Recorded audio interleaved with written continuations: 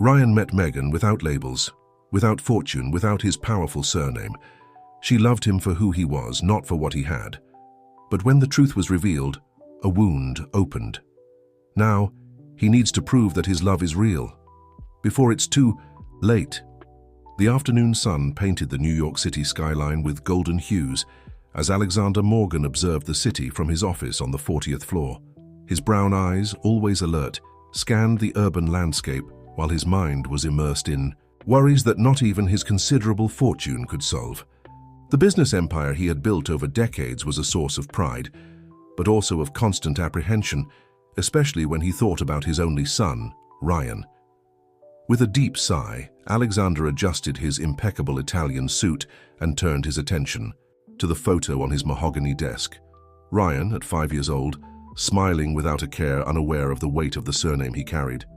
Now at 25, his son had become a man who, despite all his wealth, maintained a simplicity that sometimes surprised his father. "Mr. Morgan," his secretary's voice sounded through the intercom. "Your son is here to see you. Send him." "In, Clara." Ryan entered the room with his characteristic youthful energy. He wore jeans and a simple dress shirt, contrasting with the corporate environment of the building. His smile was radiant, and Alexander immediately recognized that gleam in his eyes, the same one he saw in the mirror when 30 years ago he met Ryan's mother. "Dad, I need to tell you something," Ryan began, barely able to contain his excitement. "I met someone." Alexander motioned to the chair in front of him, maintaining his neutral expression despite the apprehension beginning to grow in his chest. He had seen this movie before, both in his own life and in the countless cases he had witnessed over the years. People who approached the Morgan family rarely had pure intentions. "And who might this person be?" he asked with studied caution. "Her name is Megan," Ryan answered, his eyes shining even brighter. "She's a history teacher at a public school. We met in a totally unexpected way." Ryan then narrated how 3 months ago he decided to do volunteer work at a social project in the Bronx without revealing his true identity. Megan coordinated the project, dedicating her Saturday afternoons to giving tutoring classes to underprivileged children. She met him simply as Ryan, the volunteer who showed up one day offering help. Alexander listened attentively, observing every detail of his son's narrative. Megan seemed at first glance an admirable person, but he had seen many well-crafted masks throughout his life. "Dad, I know what you're thinking," Ryan interrupted his thoughts. "But Megan is different. She doesn't even know about our family, about the company. To her, I'm just a math teacher who decided to do volunteer work." "And how long do you intend to keep up this charade, Ryan?" Alexander questioned, his voice firm but not severe. "She'll find out the truth eventually." "Actually," Ryan hesitated for a moment, "that's what I came to talk about. I want to tell her everything. We've been together for 3 months, and every day I'm more certain that she's special. But before revealing the truth, I wanted you to meet her." Alexander rose from his chair and walked to the window, observing the movement of the city below. Years of business experience had taught him to trust his instincts, and something about this situation bothered him. It wasn't the first time someone had approached his son, appearing disinterested in the family fortune. "All right," he finally answered, turning to face Ryan. "Arrange a dinner at home next Saturday, but I have one condition." Ryan straightened in his chair, paying full attention to his father's words. "I want to meet her beforehand, but not as Alexander Morgan, the businessman. I'll introduce myself as Tony, the mansion's caretaker. I want to see how she treats people when she thinks there's nothing to gain from it." "Dad, that's not necessary." Ryan tried to argue, but Alexander interrupted him with a gesture. "It's my condition, son. If she's really as special as you say, there won't be any problem, right?" Ryan hesitated for a moment, clearly torn between his desire to protect Megan from a test and his wish to prove to his father that she was different. Finally, he nodded. "All right, but promise you'll give her a real chance." "I promise to be fair," Alexander replied, sitting back down. "Now tell me more about this social project where you met." As he listened to his son speak enthusiastically about the volunteer work and how Megan had transformed the lives of dozens of children with her project, Alexander was already formulating his plan. It wouldn't be just a simple test. He needed to be absolutely sure that Megan's heart was as pure as his son believed. What Ryan didn't know was that his father had already initiated a discreet investigation into Megan's background. The first, reports showed a simple and honest life.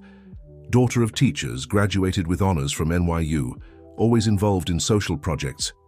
But Alexander knew that appearances could be deceiving, and he wouldn't allow his only son to fall victim to someone interested only in his fortune. When Ryan left the office that afternoon, Alexander picked up his phone and typed a message to George, his most trusted head of security. "I need you to prepare something special for Saturday.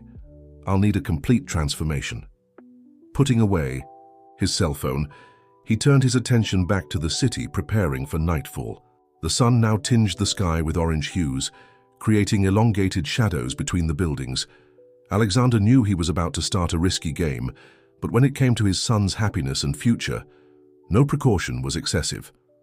That evening, while reviewing the day's final emails, Alexander reflected on his own love story with Ryan's mother, and how she had departed too soon, leaving him with the responsibility of raising a boy alone who had now transformed into a man of character. He promised himself that he would do everything in his power to ensure that the love Ryan had found was as true as he believed it to be. Megan Parker tidied up her small classroom in a public school in East New York, organizing her 6th grade students' work that decorated the walls. Each drawing, each essay represented a small victory in her mission to awaken a love for knowledge in her students. As she adjusted some desks, her thoughts wandered to the dinner that would take place. On Saturday, she would finally meet Ryan's family. She still vividly remembered the day he appeared at the social project 3 months ago. There was something different about that young man, with the sincere smile and awkward manner who offered to teach math classes. At first, she even doubted his motivations. It wasn't common for people to simply show up wanting to help, but seeing him interact with the children was enough to realize that his interest was genuine. "Miss Parker," the voice of Mrs. Johnson, the school's janitor, interrupted her thoughts. "You're here early today." "That's right, Mrs. Johnson," Megan smiled, hugging the woman who had been taking care of the school with such affection for years. "I have a lot of material to organize, and then I need to leave early. I'm meeting Ryan's family today." "That handsome young man who came to pick you up the other day?" Mrs. Johnson asked with a knowing smile. "He seems like a good lad." Megan blushed slightly. Ryan had come to pick her up at school a few times, always arriving on foot or by public transport, always with that simple manner that charmed her. He was different from all the men she had ever known. There was a genuineness in his way of being that made her feel secure. "He's special, Mrs. Johnson," Megan replied, picking up her water bottle. "You know what I love most about him? The way he treats everyone with the same respect. The other day when we came to have coffee here at school, he spent an hour talking to Mr. Peterson about gardening." Her cell phone vibrated with a message from Ryan. "Don't forget that dinner is at 8 p.m. tonight. I'll pick you up at 7:30. Can't wait to introduce you to the family." Megan took a deep breath, feeling a mix of anxiety and anticipation. She had carefully chosen her dress, something elegant but not ostentatious, bought on sale after saving for 2 months. Her mother always said that first impressions are crucial, and she wanted to show respect for Ryan's family. The morning passed quickly between classes and pedagogical meetings. During the break, Megan took the opportunity to call her mother. Helen, a retired teacher who always had the best advice. "Mom, I'm nervous about this dinner," she confessed, sitting in the teacher's lounge. "What if they don't like me? If they think I'm not good enough for Ryan?" "Megan, my dear," Helen's soft voice sounded comforting, "you are exactly who you are, and that's more than enough. Be genuine, as you've always been. If they're good people, they'll recognize your worth." Her mother's words brought some comfort, but didn't completely dispel her apprehension. As she organized her things to leave, Megan reflected on her story with Ryan. She had never been very interested in relationships, always focused on her career and social projects. But with him, everything happened so naturally. She remembered. The first Saturday he showed up at the project. It was raining, and yet he arrived punctually at 8 a.m. with a broken umbrella and a smile on his face. "I came to help with math classes," he said simply. That day, he spent hours helping Johnny, a 12-year-old boy who had difficulties with fractions, with a patience that impressed everyone. In the following weeks, Ryan became a constant presence in the project. He brought mathematical games that he created himself, organized educational contests, and always had a word of encouragement for each child. It was impossible not to fall in love with that dedicated teacher who transformed numbers into adventures. Now, 3 months later, Megan found herself dreaming of a future with him. But there was something that bothered her slightly, a feeling that Ryan was keeping some secret. Sometimes she caught him looking worriedly at his cell phone or making vague comments about his family. When she asked about his work or where he lived, he always gave evasive answers, quickly changing the subject. "It must just be my insecurity," she muttered to herself, putting the last books in her bag. At 5 p.m., Megan left the school and headed to her small rented apartment in Bushwick. She had a few hours to prepare for dinner. As she got ready, she couldn't help but create various scenarios about what Ryan's family would be like. Were they teachers too? Had they approved of his relationship with her? What Megan didn't know was that at that same moment, in a mansion in the Upper East Side, a true operation was underway. Alexander Morgan, under the supervision of his head of security, was undergoing a meticulous transformation. Professional makeup artists worked to modify his distinctive features, while a costume team adjusted a caretaker's uniform that looked like it had years of use. "It's perfect, sir," George commented, observing the final result. "No one would recognize you like this." Alexander observed his reflection in the mirror. The man staring back at him really looked like a middle-aged caretaker with gray hair, at the temples and expression lines accentuated by makeup. His hands, usually impeccable, now showed artificial calluses created with precision by a specialized makeup artist. "Remember," George continued, "we've prepared the entire team. Everyone knows their roles and how they should behave during dinner." Alexander nodded, rehearsing a humbler posture, appropriate for the character he would play. His heart was heavy. He didn't like deceiving anyone, much less someone his son loved. But years of experience had taught him that people could be extraordinarily good actresses when there was money at stake. "Dad?" Ryan's voice sounded from the hallway. "Can I come in?" "One moment," Alexander replied, already modulating his voice to sound hoarser as he had rehearsed. When Ryan entered the room, his eyes widened. "Wow," he muttered. "It really is. Quite a transformation." "Son," Alexander spoke, placing his hand on Ryan's shoulder, "I know you don't agree with this, but I need to be sure. I've seen too many people get hurt for trusting the wrong people." Ryan sighed, clearly torn between his trust in Megan and his respect for his father. "Just be fair to her, Dad. Megan is really special." As father and son discussed the final details of the plan, Megan finished getting ready in her apartment, unaware that she was about to face a test that would change her life forever. The black Mercedes-Benz that Ryan drove glided smoothly through the streets of New York. It was the only luxury he allowed himself, a gift from his father on his 25th birthday, although he preferred to use public transportation most of the time. Tonight, however, he wanted Megan to feel special. As he parked in front of the simple building where she lived, his heart raced. He was about to unite the two worlds of his life. Megan came down the stairs of the building with a nervous smile. She wore a discreet but elegant navy blue dress, and her brown hair was tied in an elaborate bun. Ryan felt his chest tighten when he saw her. She was beautiful in her simplicity, and he hated having to participate in this charade, even if temporarily. "You look amazing," he said, kissing her softly. "This car..." Megan hesitated, looking at the luxurious vehicle. "Is it yours?" "Oh yes," Ryan replied, trying to sound casual. "It's a family gift, but I usually prefer the subway, you know." During the journey to the Morgan mansion, Ryan noticed that Megan was restless, her fingers drumming softly on her knee.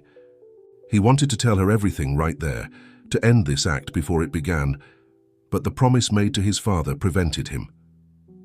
"Your family," Megan began hesitantly, "are they teachers too?" Ryan swallowed hard. "Actually, Megan, there are some things we need to talk about, but let's leave it for after dinner, okay? I want you to meet everyone first. When the car passed through the gates of the mansion on the Upper East Side, Megan couldn't contain an exclamation of surprise. The immaculate garden, the illuminated fountain, the imposing construction, everything indicated a wealth she hadn't expected. "Ryan," she murmured, "you didn't tell me—" "Please," he gently interrupted, parking the car. "Trust me, everything will make sense soon." At the entrance of the mansion, they were greeted by George, who introduced himself as the butler.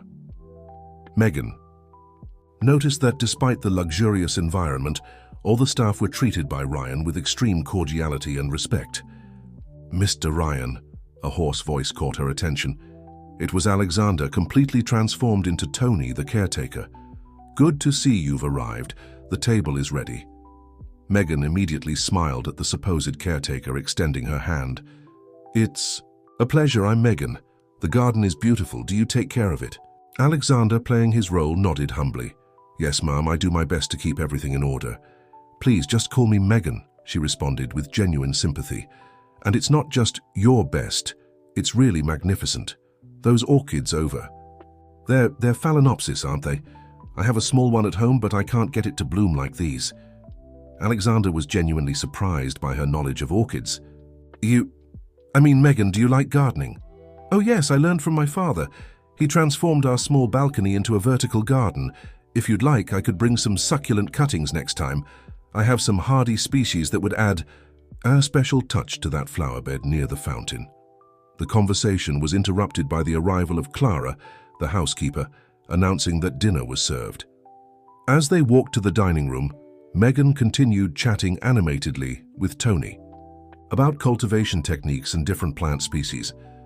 The table was magnificently set, with an elegance that would intimidate many, but Megan maintained her naturalness. When Tony pulled out the chair for her to sit, she thanked him with a warm smile. During dinner, other family members arrived. Ryan's cousins and uncles, all previously instructed about their roles in this charade. Megan conversed with everyone with equal interest and respect, without showing any sign of arrogance or material interest. At one point, when one of the dishes was served, Megan noticed that Tony remained standing in a corner of the room. "Please, sit with us," she invited spontaneously. "The dinner is wonderful, and I'm sure you have many interesting stories about this magnificent garden." Alexander, still in his role, tried to politely decline, but Megan insisted with such genuineness that he ended up accepting. During the meal, she made sure to include him in the conversations, asking his opinion on various subjects. Ryan observed everything with a mixture of pride and guilt. Pride in how Megan behaved, exactly as she was in the social project, treating everyone with equal respect and interest. Guilt for participating in this charade, for not trusting her enough to tell the truth from the beginning. At one point, when Megan offered to help clear the plates, Alexander had to contain his emotion. She not only offered to help, but also organized a small production line in the kitchen, chatting animatedly with the staff and making everyone laugh with her school stories. "You know, Tony," she commented while drying some dishes, "this reminds me so much of the lunches at my grandmother's house. She always said that the best part of a meal is when everyone helps with the cleanup. That's when the best conversations happen." Alexander observed every gesture, every word.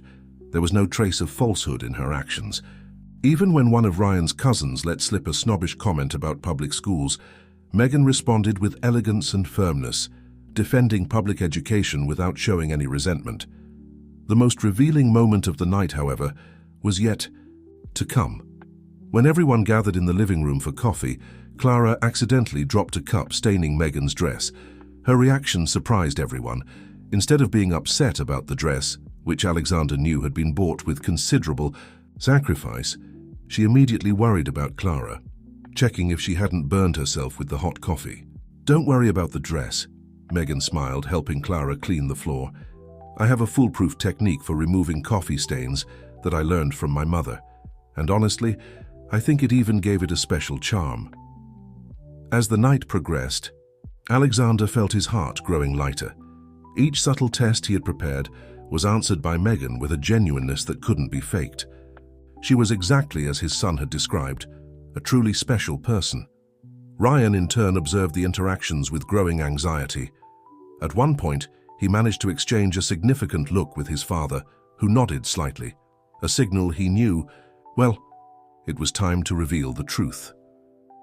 The night was already late when Alexander, still characterized as Tony, asked permission to retire. Megan, who was helping to organize the coffee cups, immediately approached him. "It was a pleasure to meet you, Tony," she said sincerely. "Don't forget that I promised to bring those succulent cuttings. Next week I can stop by quickly before going to school." Alexander felt a lump in his throat. The moment of truth had arrived, and he feared that all this charade might hurt this young woman who throughout the night had proved to be exactly the kind of person he had always wished for his son. "Megan," Ryan approached, gently holding her hand. "We need to talk." She immediately noticed the change in his tone of voice. The other guests began to discreetly leave the room, leaving only Megan, Ryan, and Tony. "Is everything okay?" Megan asked, her smile giving way to a worried expression. Ryan took a deep breath, searching for the right words. "Megan, I haven't been completely honest with you." "What do you mean?" she asked, her heart racing. "First, I need to apologize," Ryan continued. "This night, it wasn't exactly what it seemed to be." Megan looked around, confused. "I don't understand." "Ryan." It was at this moment that Alexander stepped forward. With a deliberate gesture, he began to remove the makeup that altered his features. "Megan, I'm not Tony, the caretaker. I'm Alexander Morgan, Ryan's father and the owner of this house." The silence that followed was deafening. Megan looked from Ryan to Alexander, her expression changing from confusion to understanding and then to hurt. "Everyone of this whole night," she murmured, her hands trembling slightly. "Was it a test?" "Megan, let me explain." Ryan tried to approach, but she took a step back. "Explain what, Ryan?" Her voice was laden with emotion. "That you lied to me for 3 months? That your entire family participated in a charade to what? To see if I was a gold digger?" Alexander realized he needed to intervene. "The responsibility is mine, Megan. I asked this of Ryan. As a father, I've seen many people approach our family out of interest, and I wanted to be sure." "Be sure," Megan interrupted him, tears beginning to form in her eyes. "You could have simply met me as you are, talked to me, given me a chance to show who I am without all this pretense." She turned to Ryan. "And you? Why didn't you trust me? Do you think if I had known you were rich from the beginning, I would have acted differently? That all our time together in the social project, all our conversations, all our moments, were, what? An evaluation?" "No," Ryan exclaimed, his voice choked. "Megan, I fell in love with you exactly for who you are. At first, I just wanted to experience something genuine, without the weight of my family name. And then I didn't know how to tell the truth without seeming like I had deceived you. But you did deceive me," she replied softly. "You both deceived me." Alexander observed the scene with a tightness in his chest. He had managed to confirm that Megan was indeed an extraordinary person, but at what cost? "Megan," he tried again, his voice now free from the affectation of the character. "You've proved to be much more than I could have hoped for. Your kindness, your simplicity, your character, they're too genuine to be faked. Please, don't let my error in judgment destroy something special." Megan wiped a tear that was running down her face. "You know what hurts the most, Mr. Morgan? It's that I really liked Tony. I enjoyed our conversations about gardening. I liked how you talked about the plants with such affection. Was it all a lie?" "No," Alexander answered with sincerity. "That love for plants, it's genuine. I learned from my father, who was a gardener before I managed to build all this. The stories I told about each species, about how to care for them, all of that is real." Megan was silent for a moment, processing everything. Then she picked up her purse. That was on a nearby chair. "I need to leave," she said firmly. I need to think." "I'll drive you," Ryan immediately offered. "No," she replied. "I'll call a cab. Please don't follow me." Alexander made a gesture to Ryan, who seemed about to insist. "Respect her space, son." As Megan walked towards the door, Alexander called out, "Megan!" She stopped without turning around. "You really are special, and I'm sorry for having doubted that." Megan nodded slightly, still with her back turned, and continued on her way. Ryan watched, helpless, as she disappeared through the front door, carrying with her not just her purse but his heart as well. When the sound of the departing taxi echoed through the garden, Ryan turned to his father, tears in his eyes. "What if she doesn't forgive me?" Alexander put his hand on his son's shoulder. "If there's one thing I learned tonight, it's that young woman has an extraordinary heart. Give her time, and son, yes, I was wrong, completely wrong." That night, as father and son remained in the silent room of the mansion, Megan crossed the city in a taxi, her silent tears reflecting the lights of New York.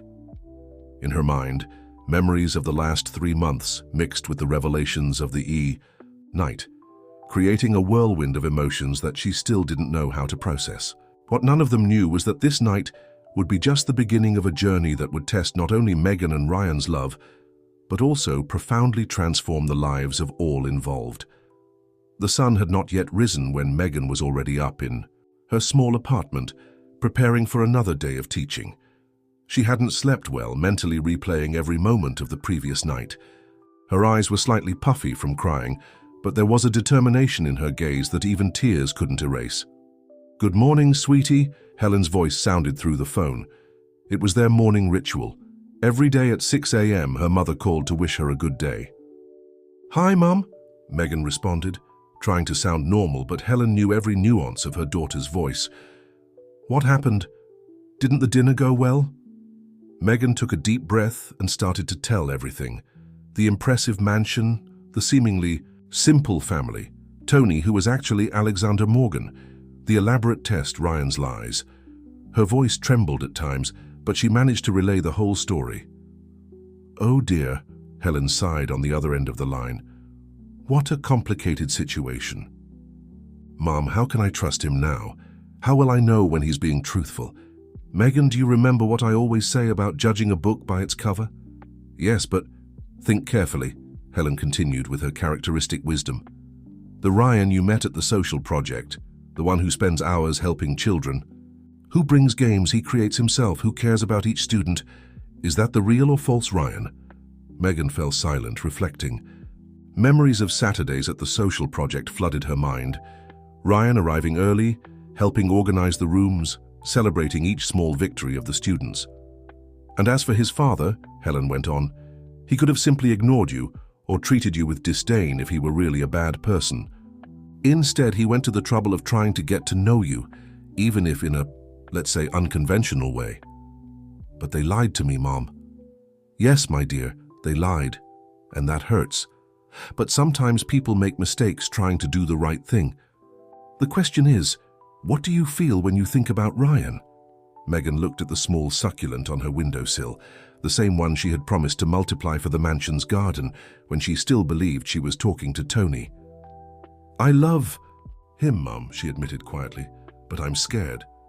"Fear is natural, sweetie, but don't let it stop you from being happy." On the other side of the city, in the Morgan mansion, Ryan also hadn't been able to sleep. He was in his childhood room, where he had spent the night after Megan's departure. His eyes wandered over the ceiling, recalling every moment since he met Megan. A soft knock on the door interrupted his thoughts. It was Alexander, still in his sleepwear, a rare sight of the always impeccable businessman. "May I come in, son?" Ryan nodded, sitting up on the bed. Alexander pulled up a chair and sat facing his son. "I spent the night thinking," Alexander began, "about how things have changed since your mother passed away, about how I became so distrustful." Ryan observed his father. There was a vulnerability in his voice that he rarely showed. "Your mother always said I had the terrible habit of complicating simple things," Alexander continued, a sad smile on his lips. "She would have loved Megan, you know? She would have immediately seen what took me an entire night of tests to realize. And what did you realize, Dad? That there are people who are exactly what they appear to be. Megan is one of them. There are no layers of falsehood, no hidden agendas. She is genuinely good, genuinely passionate about what she does, genuinely in love with you." Ryan felt his own tears start to fall. "And I might have lost all of that because of a lie." Alexander stood up and walked to the window, observing the garden that was beginning to be illuminated by the first rays of sunlight. You know what impressed me most about her? It wasn't just how she treated me when she thought I was the caretaker. It was how she talked about her students, about the social project, about her plants. There was a genuine passion in every word. And now, what do I do, Dad?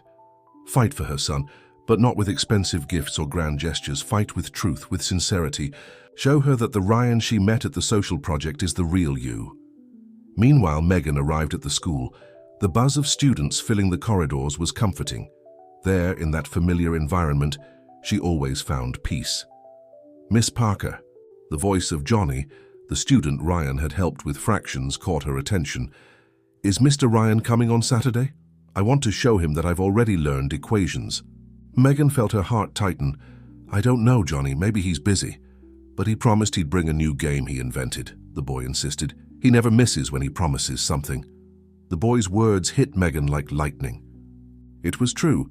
In 3 months of the social project, Ryan had never failed to keep a promise, never failed to show up when he said he would, never given up on a student who needed help. During her first class of the day, while explaining the French Revolution to a 9th grade class, Megan found herself thinking about personal revolutions, how small events could completely transform our view of the world and people. On her desk, her cell phone vibrated silently. It was a message from Ryan. Megan, I know I asked for your time and I'll respect it, but I need you to know one thing. Everything we experienced in the social project, every moment, every conversation, every laugh, all of that was real. My name, my financial situation, my father's work that I hid, and I deeply regret it. But my feelings for you, my love for teaching, my desire to make a difference in those children's lives, that was always true. I'll be at the project on Saturday as I promised, Johnny. Not because I want to pressure you, but because a promise is a promise. If you decide you don't want to see me anymore, I'll understand and respect that. But if there's a chance, however small, of you allowing me to regain your trust, I promise there will never be lies between us again. Megan read the message several times during the class breaks. Every word seemed sincere, but her heart was still hurt. How to trust again? How to know if each gesture, each word wasn't part of a new act? It was then that she remembered something her grandmother always said. A person's character is not revealed in grand occasions, but in the small gestures of everyday life. And Ryan's small gestures, his patience with the students, his dedication to the project, his respect for everyone around him, had always been consistent, true, authentic. Saturday arrived faster than Megan expected. She found herself standing in front of the gate of the school where the social project took place, her heart beating fast. It was the first time in years that she hesitated to enter that place she considered her second home. Megan! The voice of Mrs. Coleman, the project coordinator, pulled her from her thoughts. I'm glad you arrived early. The children haven't stopped asking about today's class. Entering the school, Megan realized that everything was different, even though nothing had physically changed. The desks arranged in a circle, the colorful posters on the walls, the smell of fresh coffee coming from the kitchen, everything the same. But her heart was in turmoil. Has Ryan arrived yet? She asked, trying to sound casual. He arrived an hour ago, Mrs. Coleman replied with a smile. He's in the computer room fixing some machines that were having problems. Did you know he understands these things? It was her blessing. We had been trying to get someone to fix those machines for months. Megan felt something stir in her chest. Even now, after everything, Ryan continued to help silently, without making a fuss. In the computer room, Ryan was sitting on the floor, surrounded by computer parts and tools. His sleeves were rolled up, and there was a smudge of dust on his cheek. For a moment, Megan stood there, watching him work, concentrated on his task. Need any help? She asked softly. Ryan looked up, surprised. For an instant he was speechless, just looking at her as if fearing she was a mirage. Megan, he began, standing up. I didn't know if you'd come. Neither did I, she replied, honestly. But the students are waiting, and as you said yourself, a promise is a promise. The silence between them was loaded with unspoken words, conflicting feelings, hopes and fears. I managed to fix 5 computers, Ryan said, breaking the silence. There are still 2 left, but I think I'll finish by the end of the morning. I didn't know you understood computers. I learned on my own when I was a teenager, he replied, cleaning his hands on a cloth. My father wanted me to focus on business administration, to take over the family business, but I always liked technology. I ended up developing some educational programs in my spare time. Anything else I don't know about you? Megan asked, and there was a hint of hurt in her voice. Ryan stopped what he was doing and looked directly at her. Many things, Megan, and I want to tell you all of them, without hiding anything. But first I need to apologize once again. Ryan, please, let me speak, he asked softly. That night after you left, I realized that I had made an even worse mistake than hiding who I was. I underestimated you. I underestimated your ability to accept the truth, to understand my fears and insecurities. Megan leaned against one of the tables, crossing her arms. Why didn't you trust me from the beginning?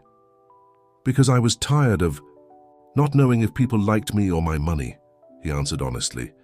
When I first came here on that rainy Saturday, I didn't plan on meeting anyone. I just wanted to do something meaningful, to be truly useful. And then I met you. At this moment, they were interrupted by a small commotion in the hallway. Johnny and a few other children had arrived, and seeing Megan and Ryan together couldn't contain their excitement. Mr. Ryan, Miss Parker, Johnny ran in. I brought my notebook to show you the equations I learned. The boys' enthusiasm broke the tension of the moment. Megan and Ryan exchanged a look. There was so much love in this project, so much meaning in what they did here, that their personal issues seemed momentarily less important. Come here, Johnny, Ryan called, taking the boy's notebook. Let me see what you've been learning. As Ryan explained a mathematical concept to Johnny, Megan observed him. There was a naturalness in his way of teaching, a genuine dedication that no fortune could buy or fake. The rest of the morning passed in a whirlwind of activities. Ryan alternated between fixing computers and helping with math classes, while Megan coordinated history and literature activities. Even with the tension between them, they worked in harmony when it came to the students. During the break, Megan was in the kitchen preparing coffee when Alexander Morgan, to her surprise, appeared at the door. May I come in? He asked, without Tony's characterization, but wearing simple and discreet clothes. Megan nodded, trying to process his presence there. I came to bring a donation of new computers for the project, he explained.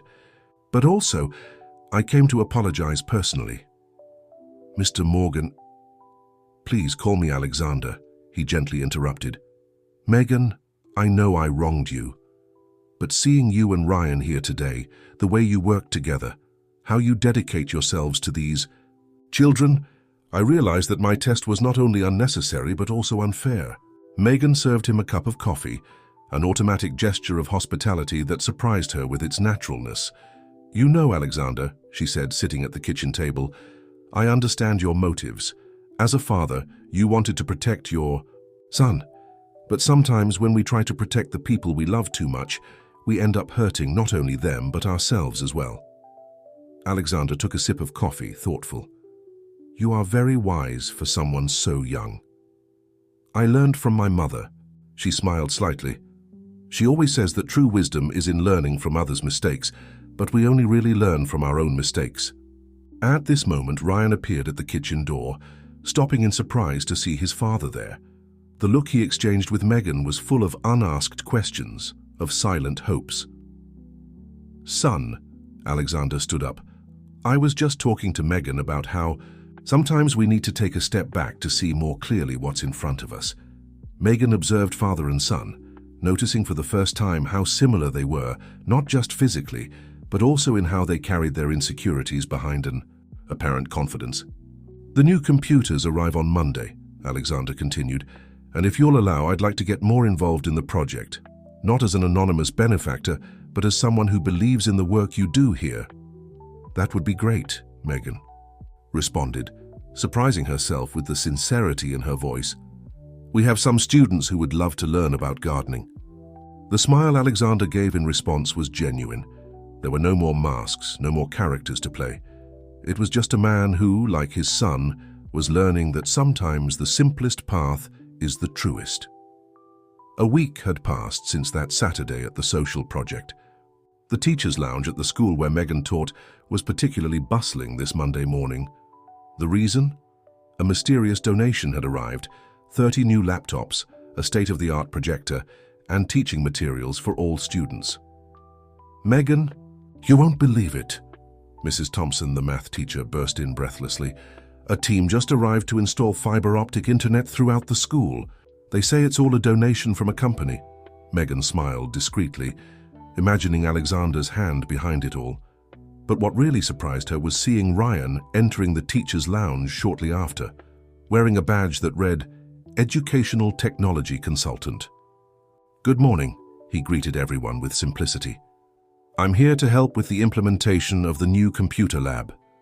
The other teachers welcomed him enthusiastically, especially after he began explaining the educational programs that would be installed. Many of them, Megan now knew, developed by him during his spare time. During the break between classes, Megan found Ryan in the hallway, configuring one of the laptops. So now you're a consultant, she asked, leaning against the wall next to him. I thought it was time to use my knowledge for something useful, he replied, without taking his eyes off the screen.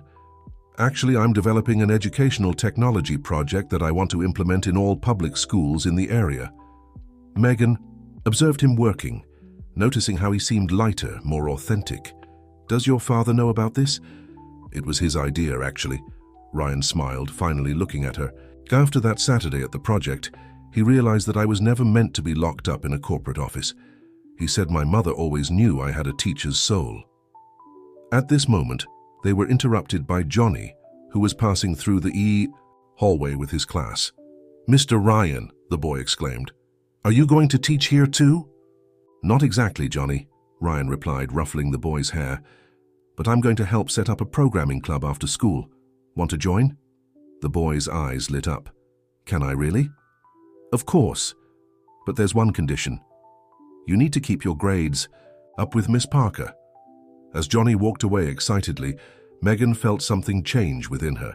It was as if all the pieces were starting to fit together in a way she hadn't expected.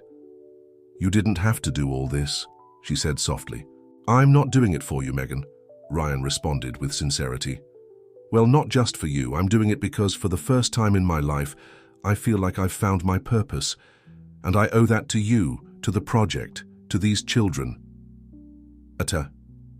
The end of that afternoon, Alexander appeared at the school. Unlike the imposing posture of the businessman she had met at the mansion, he wore a simple shirt and jeans, carrying a box with plant seedlings. I thought we could start a community garden, he explained when Megan met him in the schoolyard. The children can learn about botany, healthy eating, and even take the produce home. Megan observed Alexander organizing the seedlings with the same care he had shown with his orchids at the mansion. There was something deeply touching about seeing this powerful man dedicating himself to such a simple yet meaningful project. You know, Megan, Alexander commented while explaining to some curious students how to plant a lettuce seedling, I spent years building an empire, thinking that was the most important thing. But seeing these children, their enthusiasm in learning, something new, I realized there are other ways to leave a legacy. At the end of the day, when most of the students had already gone home, Megan found Ryan and Alexander sitting on a bench in the schoolyard, discussing ideas for new projects. Father and son seemed closer than ever, united not by the duty of running a company, but by the genuine desire to make a difference. Megan, Alexander called out when he saw her. Come here, please. Ryan had a brilliant idea to expand the social project. She approached, sitting down with them. Ryan explained his plan to create a network of free programming schools, starting with the most underprivileged neighborhoods in the city. What do you think? He asked, his eyes shining with enthusiasm. I think it's a wonderful idea, she answered honestly, but you'll need a team of experienced educators to structure the curriculum. That's why we want you to lead the pedagogical project, Alexander intervened. Of course, if you want to. Megan looked at the two men in front of her, the businessman, who had learned to see beyond appearances, and the son who had finally found his true path.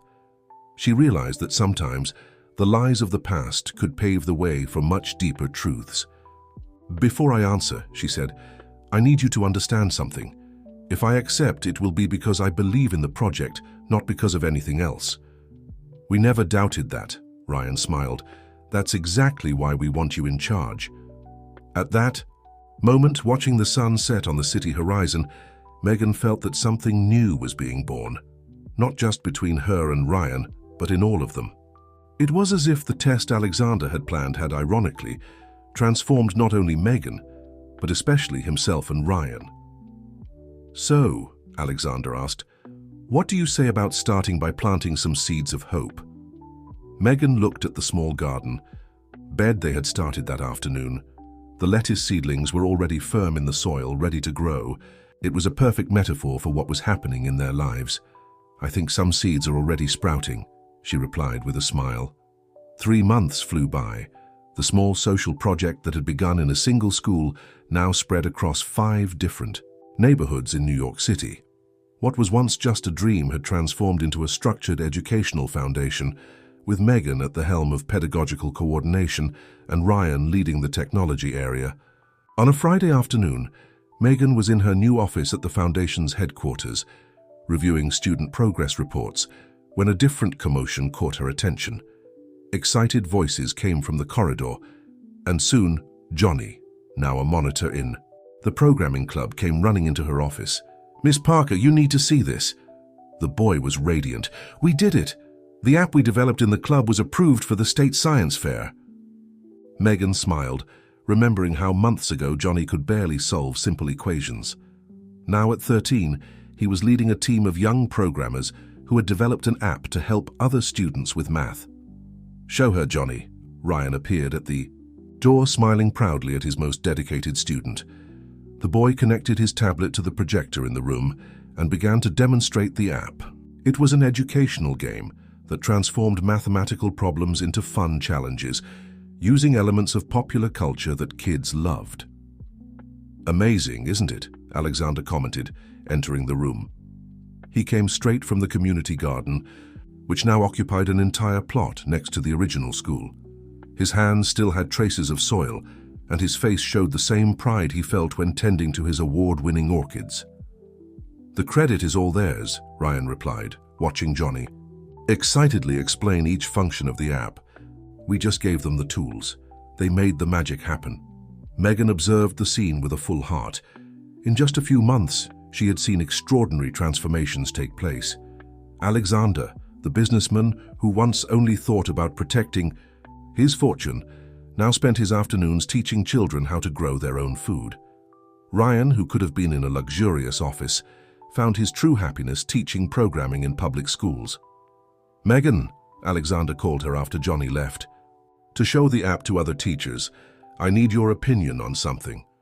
He spread a folder on her desk. Inside were architectural plans and a detailed project. "I want to transform the old abandoned factory in East New York into a complete educational center," he explained. "With computer labs, greenhouses for urban agriculture, modern classrooms. What do you think?" Megan studied the documents, impressed by the level of detail. The project included not only educational spaces, but also community areas, a community library, and even a small amphitheater. "It's ambitious," she commented, "but feasible. We just need to ensure that the local community is involved in all decisions. That's why we want to start with a series of meetings with the residents," Ryan intervened. "We need to understand their real needs before implementing anything." "Exactly as you taught me," Alexander smiled at Megan. "No imposing top-down solutions." At that moment, Helen, Megan's mother, appeared at the door. Since retiring as a teacher, she had become a constant presence at the foundation, bringing decades of experience in public education. "Sorry to interrupt," she smiled, "but I thought you'd like to know that Johnny is making such a success with his app that we already have 3 other schools wanting to implement the programming club." "Mrs. Parker," Alexander stood up to greet her, "I was just wanting to talk to you about the new educational center. We need your experience to structure the teacher training program." Megan observed the interaction between her mother and Alexander with a smile. It was amazing how Helen, with her simplicity and wisdom, had become a kind of unofficial advisor to the foundation. Alexander often said that she reminded him of his late wife. Same sweetness, same firmness of purpose. Before I forget, Helen took an envelope from her bag.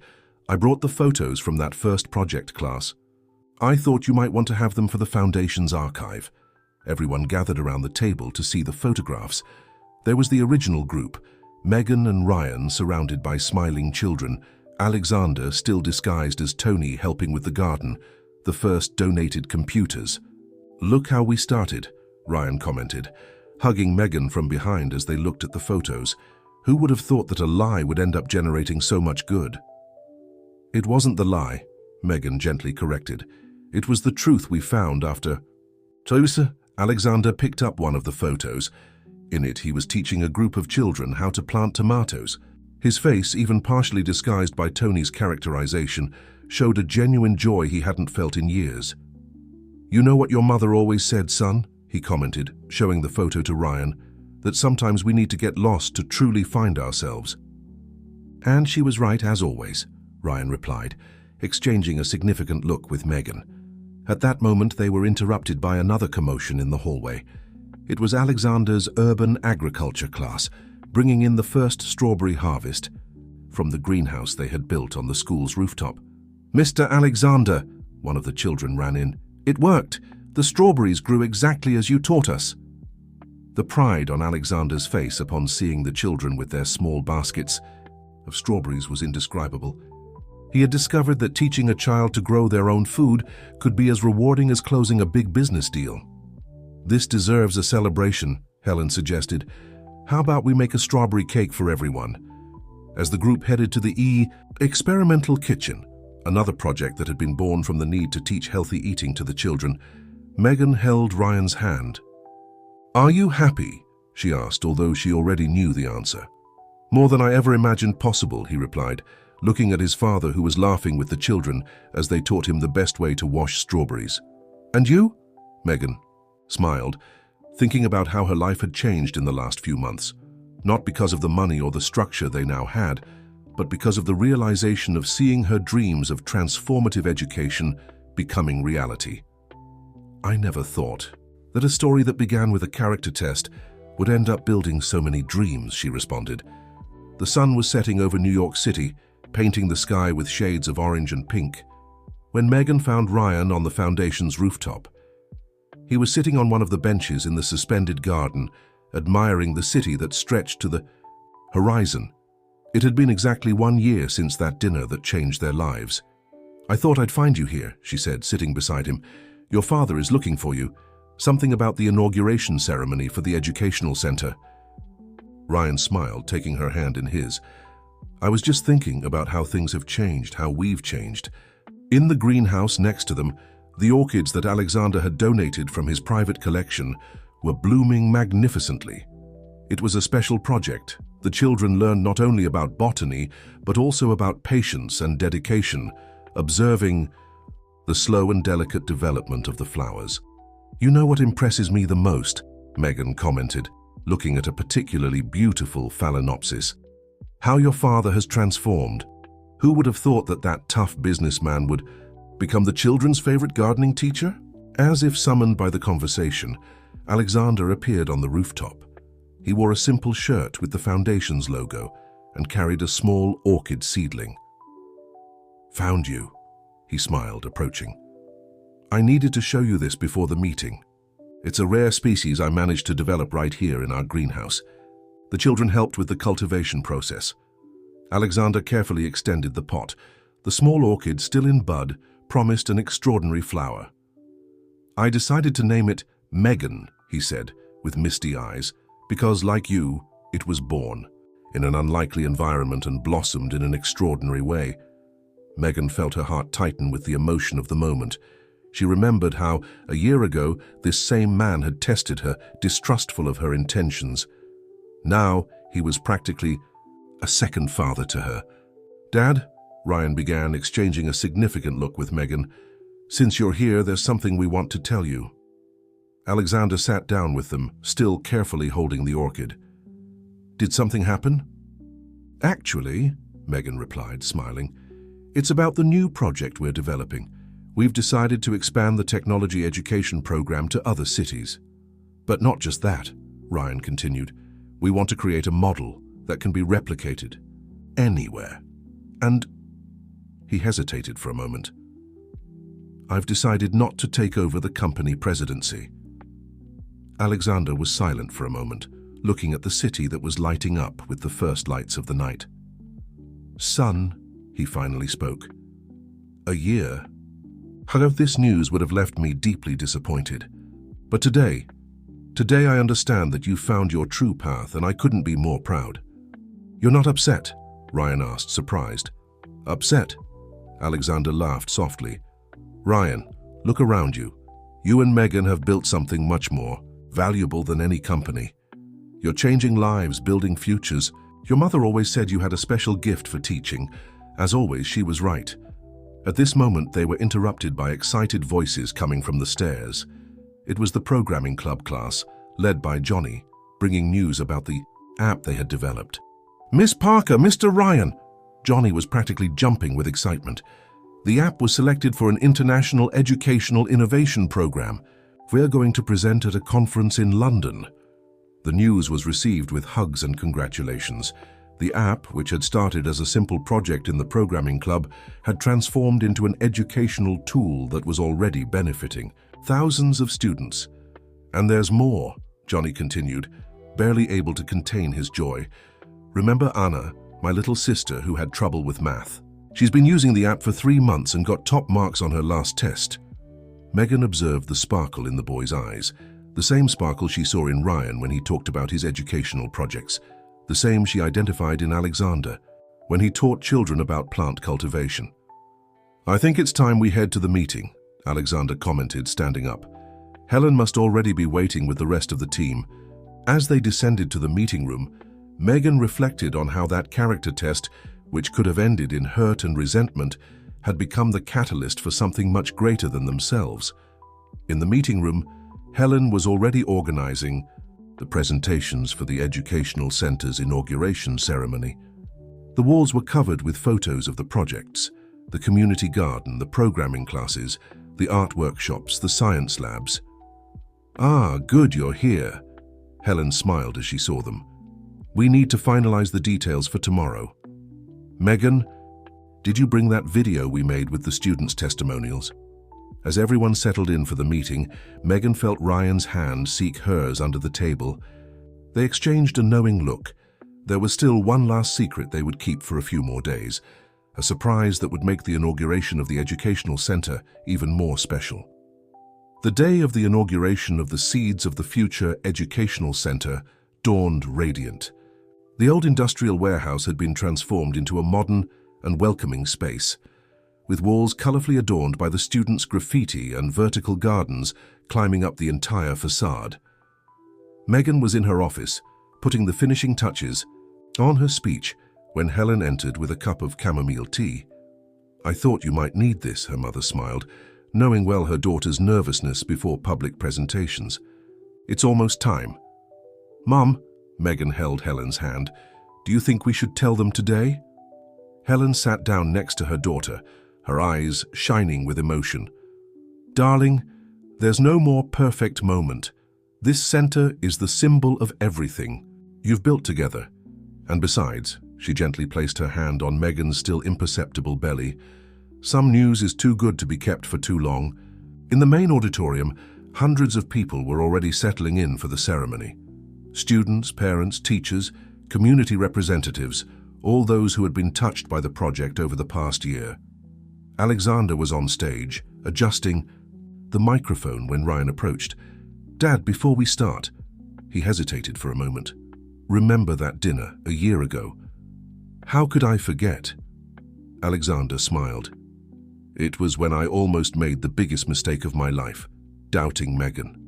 Actually, Ryan continued, I think that's when you gave us the greatest gift. Not because of the test itself, but because that night showed us that sometimes we need to lose something to discover what really matters. The two men embraced, a display of affection that would have been unthinkable a year ago, when they were trapped in the roles of businessman and heir. The auditorium fell silent when Megan took the stage. She was radiant in a simple but elegant blue dress, the same shade she had worn at that first dinner. "A year ago," she began, her voice firm and emotional, "I walked into a mansion thinking I would meet the family of the man I loved. What I didn't know was that that night would change not just my life, but the lives of hundreds of people." Her eyes found Ryan's in the front row, then Alexander's, who smiled with tears in his eyes. "Today we inaugurate not just a building, but a collective dream. Every classroom here was designed with love. Every laboratory represents a possibility for the future. Every garden," she smiled at Alexander, "carries within it a lesson in patience and dedication." Johnny, now a junior coordinator of the programming club, stood up to present the results of the project's first year. The numbers were impressive. Over 1,000 students served, 5 public schools transformed, dozens of community gardens established, an educational app with international recognition. "But numbers don't tell the whole story," Megan continued. "The real transformation is in the smiles of children who discover they are capable of programming a computer. It's in the confidence of young people who learn to grow their own food. It's in the hope of parents who see their children dreaming of a better future." It was then that Ryan joined her on stage. And that's why today we're not just celebrating the inauguration of an educational center, we're also celebrating a new beginning. Megan took the microphone, her smile illuminating the entire auditorium. "Seeds of the future family, we have special news to share. In 6 months, our project will gain 1 more member. Ryan and I are expecting a baby." The audience erupted in applause and congratulations. Alexander, who didn't know about the news, had to sit down, too emotional to maintain his composure. Helen approached him, offering a handkerchief. "Looks like we'll have to expand that strawberry garden. I hear pregnant women love fresh strawberries." Alexander laughed through his tears. "Helen, how could I ever have doubted that your daughter was the right person for Ryan?" "Sometimes we need a little test to see what's right in front of us," she replied wisely. On stage, Ryan was hugging Megan, his hands resting gently on her belly. "I think now we've really come full circle," he whispered. "Actually," Megan smiled, "we're just beginning a new one." The ceremony continued with student presentations, project demonstrations, and much celebration. Little Johnny made a point of announcing that he was already developing an educational app for babies, drawing laughter from everyone. At the end of the day, when most of the guests had left, the family gathered on the terrace of the educational center. The sunset tinged the sky with the same colors as that night that had changed their lives. Alexander approached Megan, carrying a pot with the orchid that bore her name, now fully bloomed, its petals displaying a unique shade of pink mixed with gold. "For my daughter," he said, handing her the flower, "who taught me that a person's true value isn't in what they possess, but in what they're capable of cultivating in others' hearts." Megan hugged her father-in-law, remembering how she had met his Tony version a year ago. And for the father who learned that sometimes we need to disguise ourselves to find our true essence. Ryan observed the scene, his heart overflowing with joy. In his hands, he held the first sketches of a new project, a network of educational centers that would extend throughout the country, bringing hope and opportunities to thousands of children. "You know what's most incredible?" he commented, joining the hug. "That all of this began with a character test, but ended up teaching us that true character is revealed not in great trials, but in the small gestures of everyday life." The sun finally set on the horizon, but the sky remained illuminated, not just by the city lights, but by the glow of dreams that, like well-cultivated seeds, promised a future full of flowers and fruits. Dear listeners, we hope that the journey of Megan, Ryan, and Alexander has touched your hearts. This story reminds us that sometimes life's greatest treasures are not found in bank vaults, but in children's smiles, in the blooming of an orchid, and in the love we cultivate for one another.